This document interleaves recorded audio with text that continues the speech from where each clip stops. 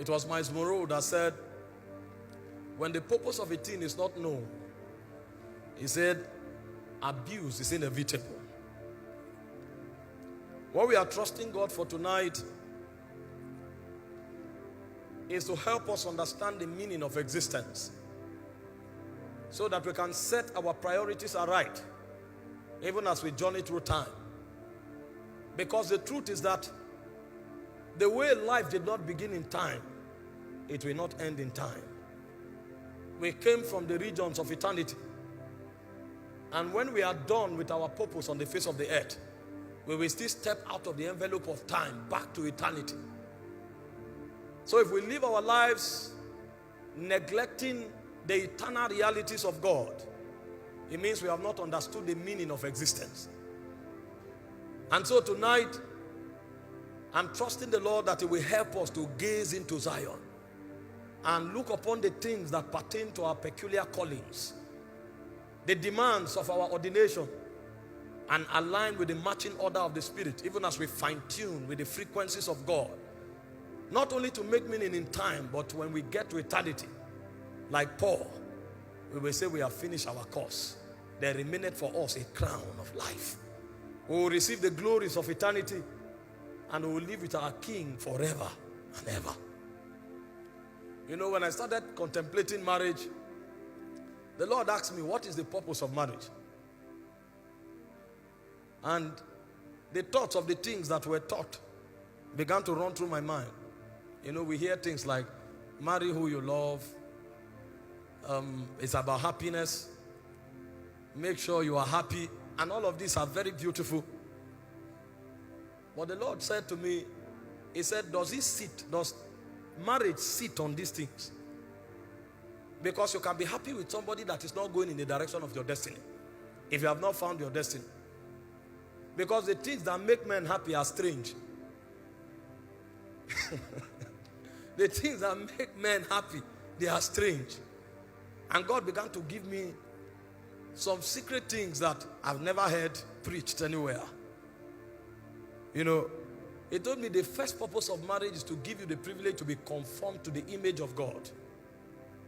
He said that is why you will not find who you want to marry on the street. You will walk on that person.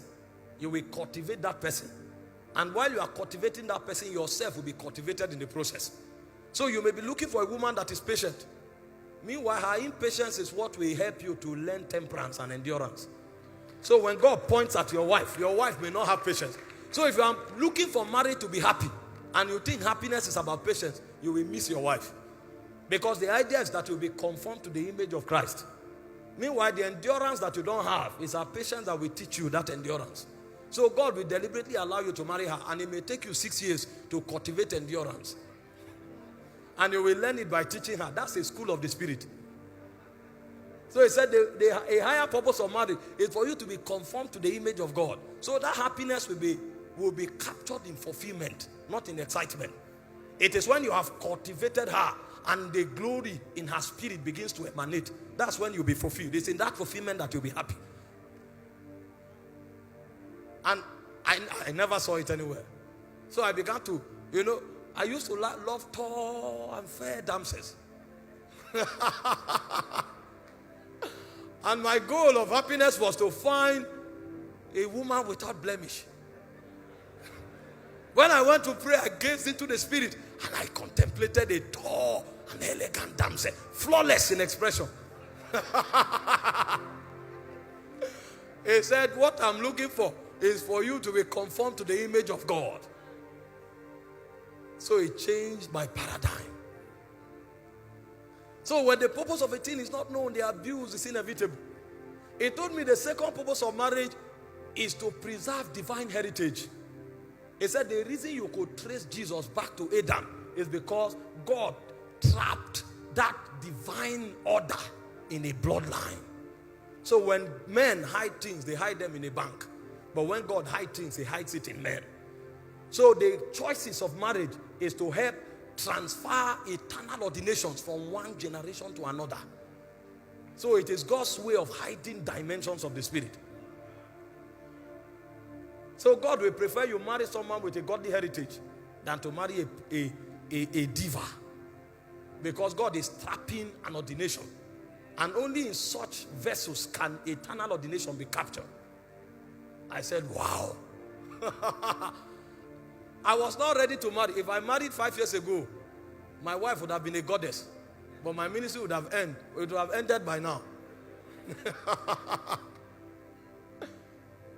He said the third purpose of marriage is worship. He said because it is in finding your wife that you will learn how to bend your will. Because worship is not a good song. Worship is the ability to conform to the will of the Father. So it is it's not what I desire. It's what you desire. Not my will, but thine. And he said it's a marriage that you will discover that. I said, wow. So when the purpose of a thing is not known, the abuse is inevitable. He said the fourth purpose of marriage is so that you can learn the mystery of oneness. That's the mystery that holds the Godhead together. The Father, the Son, and the Spirit. The ability to live and become one. And that was why he said, for the woman, love is submission. And he said, for the man, love is sacrifice. So everything the woman has, she relinquishes it. And it looks as if she's vulnerable. And then everything the man has, he commands the man to lavish it on the woman. So at the end of the day, nobody owns nothing. And as they grow on that corridor, a point comes, the woman is lost in the man and the man is lost in the woman. So the mystery of divinity can be manifested in their home. So when you step into their family become heaven on earth. Because God dwells there. You know, when you come on the altar, you can coordinate yourself. You can't do that with your wife. Your wife knows you. So when you are trying to act wise, they will say, this man is a hypocrite. I know. And when you look at the face of the woman, you can tell who that man is. When oneness is achieved, alignment is achieved. So that man, his communication frequency with his wife will become heightened. When he looks at that woman, he is saying much more than words can ever articulate. That's a mystery. It's only in the Godhead that you find such mystery. That the Son can be on earth. He knows what the Father is doing in heaven. It's oneness. He said the fifth purpose is priesthood. He said, when the purpose of a thing is not known, abuse is inevitable. So when our gathering tonight is to help us understand why we were called. Why we were called. Why God summoned us. And what He brought us to achieve for Him on the face of the earth. Because God did not call us for the formality of a call. Because if it was about the formality, when you come to church and you are excited, that would have been enough. But there is something God wants to achieve that is deeper than our excitement. Even though our excitement is part of it. Because He gave us emotion. If it was not necessary, He wouldn't have given us the emotion He gave us. But beyond it, there is something God wants to achieve.